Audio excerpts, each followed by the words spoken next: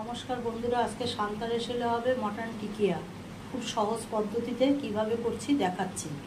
মাংসটা এবারে মিক্সিতে পেস্ট করে আনব। মটনটা এভাবে মিক্সিতে পেস্ট করে নিয়েছি। মটনটায় কী কী লাগবে দেখাচ্ছি।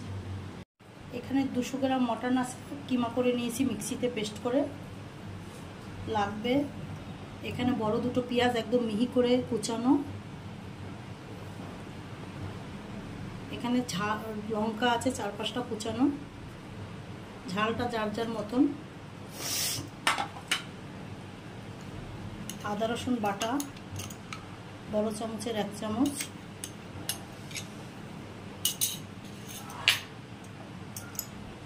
নুন দেব পরিমাণ মতন।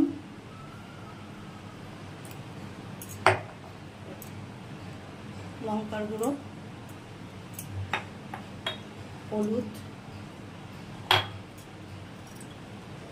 জিরার গুঁড়ো 1/2 চামচ, এটা ধনের গুঁড়ো 1 চামচ। এবারে লাগবে ছাতু। ছাতুটা মাখবো, যতটা লাগবে দেব। ছোলার ছাতু মেখে দেখি, ভালো করে এটাকে একদম মেখে নিতে হবে। দিয়ে দেবো 1 চামচ ঘি মাখাটার ভিতরে, তাহলে মসৃণ হবে টিকিয়াগুলো। ঘরোয়া পদ্ধতিতে করছি আমার মতন করে, দেখুন আপনারাও করে খেতে পারবেন। আর একটু ছাতু লাগবে, দিচ্ছি।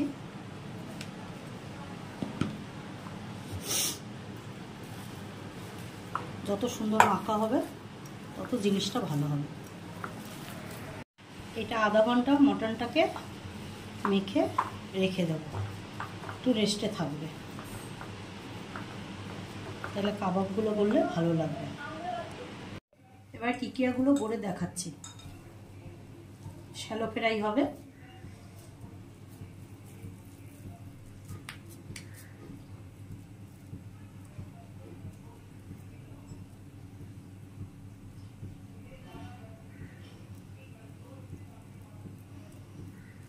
খুব বাড়িতেই সহজে করে খেতে পারবেন।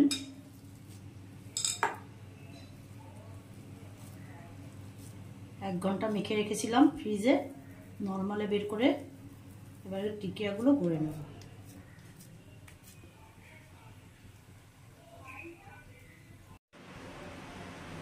সাদা তেল দিয়েছি, এটা ঘিতে করলেই ভালো হয়, কিন্তু এখন সবাই সচেতন, একটু ঘিও দিচ্ছি, তাহলে টিকিয়ার ফ্লেভারটা ভালো হয়।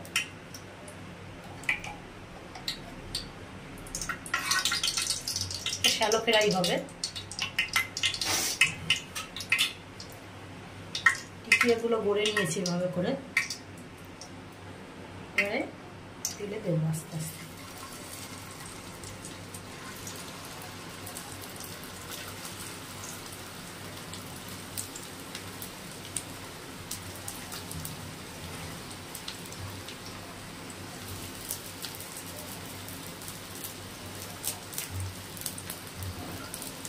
ঘরে মটন থাকলে ঝটফট করে নেওয়া যায়।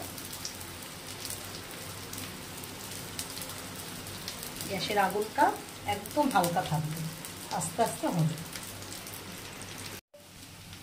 আমার মটন টিকিয়ার শ্যালো ফ্রাই হয়ে গেছে, এবারে নামিয়ে দেব। দেখুন কি সুন্দর হয়েছে,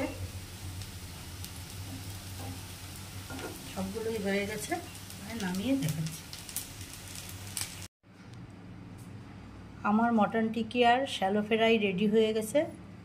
যদি আমার এই রেসিপিটা ভালো লাগে, লাইক, শেয়ার, কমেন্ট অবশ্যই করবেন।